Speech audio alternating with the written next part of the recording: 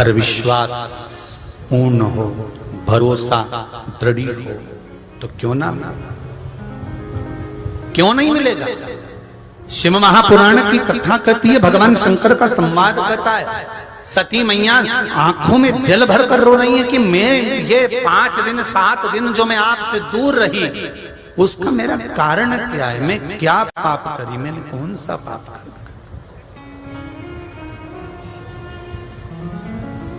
हम कई बार बहुओं को, बेटियों को, माताओं को देखते हैं, पूरा सत्तू सेक कर तैयार करेगी, सत्तू बनाएगी और सब तैयार करके रखेगी, और मालूम पड़े कि पूजन का समय हो, उसके 2 घंटे 1 घंटे पहले रजस्वला धर्म में आ गई तो पूजन में नहीं जा पाती।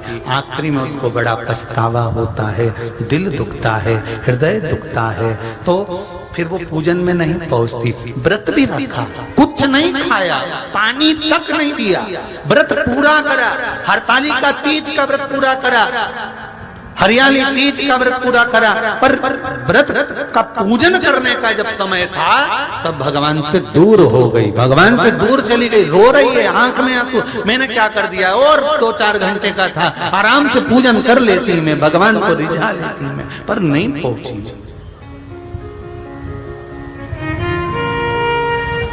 शिव महापुराण की कथा कर रही है, सती मैया भी रो रही थी।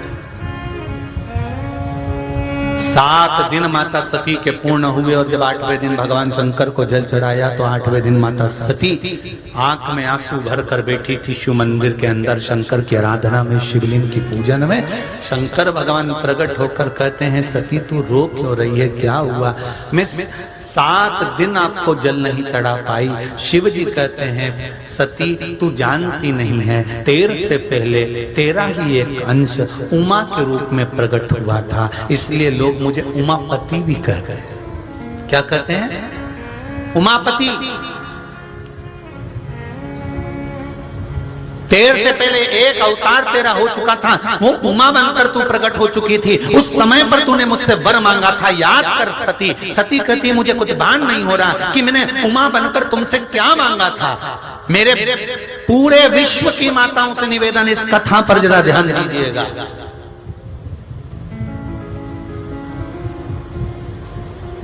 ये कथा अभी तक नहीं मिली आपको, जो परली बैजनाथ से आपको श्रवण करने को मिल रही, मेरी बहनों को, मेरी माताओं।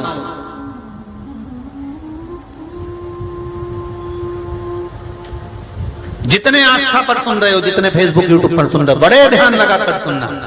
सती तू 7 दिन तक जल नहीं चढ़ा सकी, आराधना नहीं कर सकी, तो तू रो रही है। तू याद तो कर, तू उमा बनकर प्रकट हुई थी। मुझको लोग उमापति भी कहते हैं।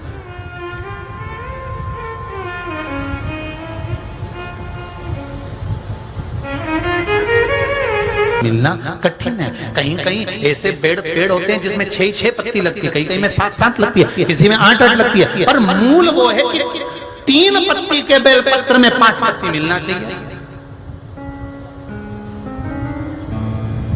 3 पत्ती का जो बेलपत्र का वृक्ष है उसमें 4 पत्ती मिलना चाहिए। 3 पत्ती के बेलपत्र के वृक्ष में 6 पत्ती मिलना चाहिए। 3 पत्ती के बेलपत्र के वृक्ष में 8 पत्ती मिलना चाहिए। मूल वो है। कई लोग कहते हैं 6 पत्ती का बेलपत्र का वृक्ष हमने लगा लिया, उसमें 6 पत्ती लगती है, वो बात अलग है। पर 3 पत्ती के बेलपत्र के वृक्ष में जब 4 पत्ती मिले, 5 पत्ती मिले, 6 पत्ती मिले, मतलब 3 पत्ती का जो बेलपत्र का वृक्ष है वो माता पार्वती जी के अश्रु का है। पार्वती जी के ही उस पौधे में जब उमा, सती, कात्यायनी इनका पत्ता प्राप्त होता है तब वो जीवन को सुख प्रदान कर देता है। उस पत्ते की जरूरत है।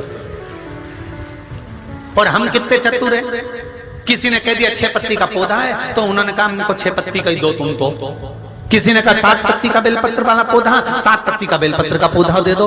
कई आजकल तो ये नर्सरी वाले ऐसा पेड़ पौधे में कट लगाकर जैसा पौधा उनको जन्म देना है, पैदा करना है, उत्पन्न करना है, 5 पत्ती का, 6 पत्ती का, 7 पत्ती का वो पैदा कर सकते हैं। पर शास्त्र की रीति कहती है 3 पत्ती के पौधे में जब 4 पत्ती, 5 पत्ती, 6 पत्ती, 7 पत्ती जब मिलती है तो वो पुण्य फलदायी है।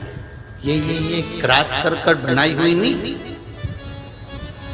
जैसे देसी गाय और जर्सी गाय, अंतर है कि नहीं? अरे बोलो तो जम के है। जर्सी गाय का कितना ही दूध पी लो कई फायदा होए,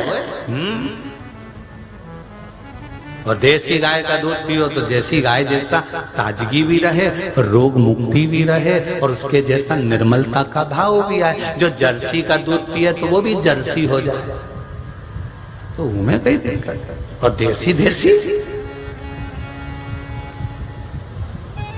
जर्सी क्रॉस करके बनाई गई गाय है, और देसी देसी। उसी तरह कितनी पत्ती का बेल, बोलो बोलो जल जन के, 3 पत्ती वाले बेल,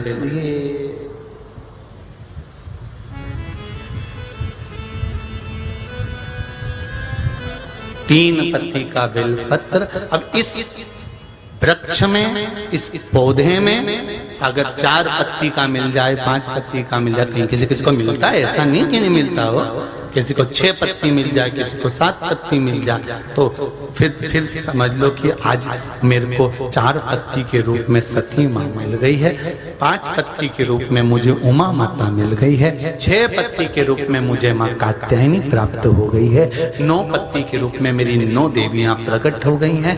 यहाँ तक शिव महापुराण कहती है कि बेलपत्री की 3 पत्ती के वृक्ष में 51 पत्ती तक का भी पौधा देवी प्रकट कर देती है, क्योंकि पार्वती का जो जन्म है वो 52वें नंबर का है, 52 नंबर का। इससे पहले माता पार्वती के 51 जन्म हो चुके थे।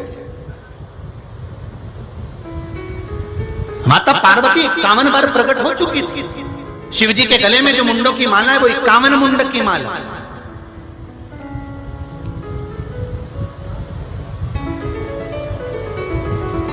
चार पत्ती का जब बेलपत्र मिलता है तो 4 पत्ती के बेलपत्र को शंकर जी पे चढ़ाकर 1 लोटा पानी नहीं चढ़ाया जाता।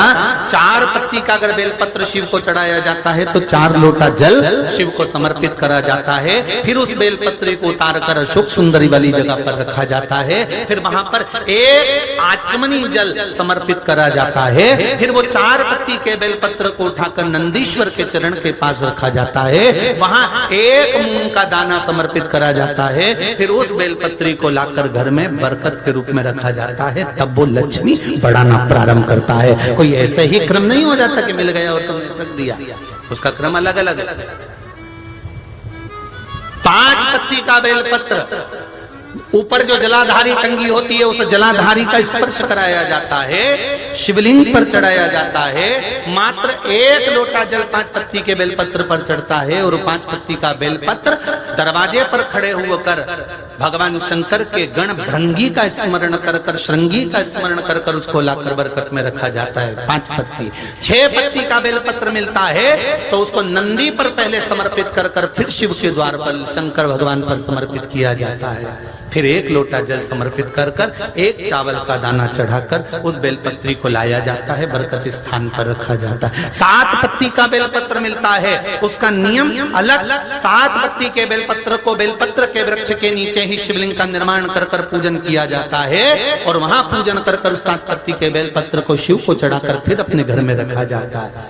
8 पत्ती का बेलपत्र यदि प्राप्त होता है तो उसको पहले जो जलाधारी का भाग है, नीचे कटी भाग है जहां शिवलिंग रखा हुआ है, माता जी के उस भाग पर रखा जाता है। उसके बाद में शिव को चढ़ाया जाता है। 1 लोटा जल चढ़ाकर मात्र चंदन लगाकर उसको लाया जाता है। 9 पत्ती का बेलपत्र यदि किसी को प्राप्त होता है,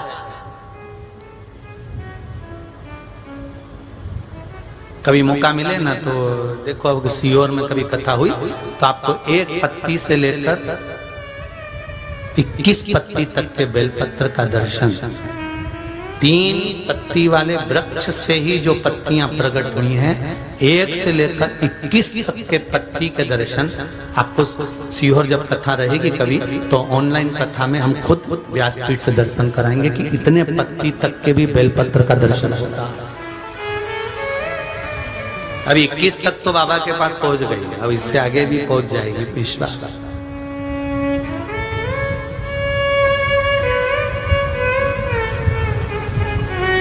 बेलपत्र उसका पूजन आपको अगर मिले 4 पत्ती का बेलपत्र तो आप ये परली बैजनाथ की कथा कौन से दिन की है?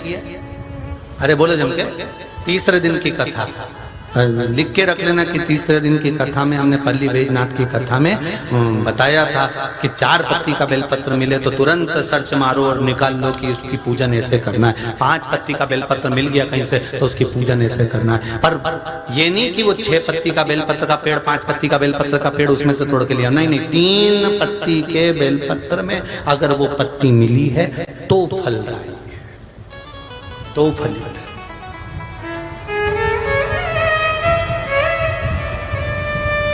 अंतर देखना है और अच्छे से समझ लो। तुम्हारे घर में लड्डू बना बनाए रखा हुआ है, सामान बना बनाए रखा है, कोई मेहमान आया तुमने निकाल कर दे दिया, अतिथि को वो सामान दिया तुमने, उसने लड्डू खाया, मिक्सचर खाया, सेव खाया, बिस्कुट खाया, पर जब विशेष कोई अतिथि आता है तो तुम वही लड्डू, वही मिक्सचर, वही सेव नहीं देती, अलग से सीरा बना के, खीर बना के, सेवैया खीर बना दी, कोई सामान बना दिया, तब देते हो। फिर उसका महत्व बढ़ता है कि नहीं बढ़ता? कि यार ये अतिथि मुख्य आया। उसी तरह 3 पत्ती के वृक्ष में, बेलपत्री के वृक्ष में, 3 पत्ती के बेलपत्री के वृक्ष में जब 4 पत्ती, 5 पत्ती, 6 पत्ती, 7 पत्ती, 8 पत्ती बेलपत्री की जब प्राप्त होती है तो वो फल प्रदान करती है, उसका सुख दूसरा।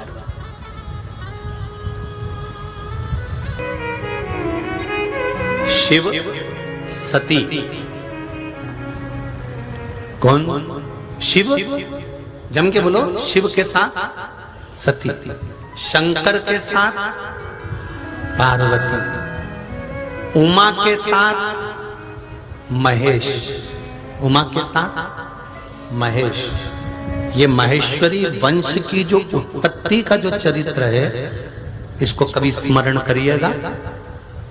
स्कंद पुराण जो अंधेरी में माहेश्वरी समाज द्वारा करवाई गई थी उसमें इसका पूरा वर्णन करा गया।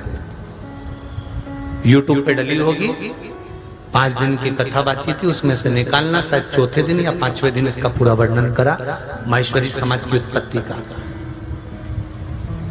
शिव के साथ में जम के बोलो कौन है? सती। शंकर के साथ पार्वती, उमा के साथ महेश। और उमा और महेश की जो जोड़ी है उसमें जो माहेश्वरी वंश का जो उत्पत्ति का वर्णन आया गया है, फिर उसका विधान। कई लोग इसमें ढूंढते हैं कि पार्वती के साथ शंकर जी में हम ढूंढे माहेश्वरी वंश की उत्पत्ति मिल जाए, या सती और शिव में ढूंढे माहेश्वरी वंश की। नहीं नहीं, आप निकालिए सती से भी पहले जो उमा प्रकट हुई थी उस उमा और महेश की जोड़ी में निकालोगे तो माहेश्वरी वंश निकल जाएगा।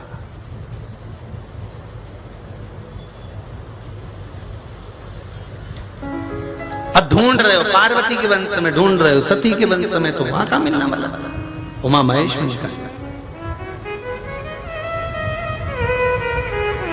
आज बड़ी खुशी हुई जब हम लोग आ रहे थे, सोमानी जी हमको लेकर आ रहे थे, तो हमने देखा कि कई लोग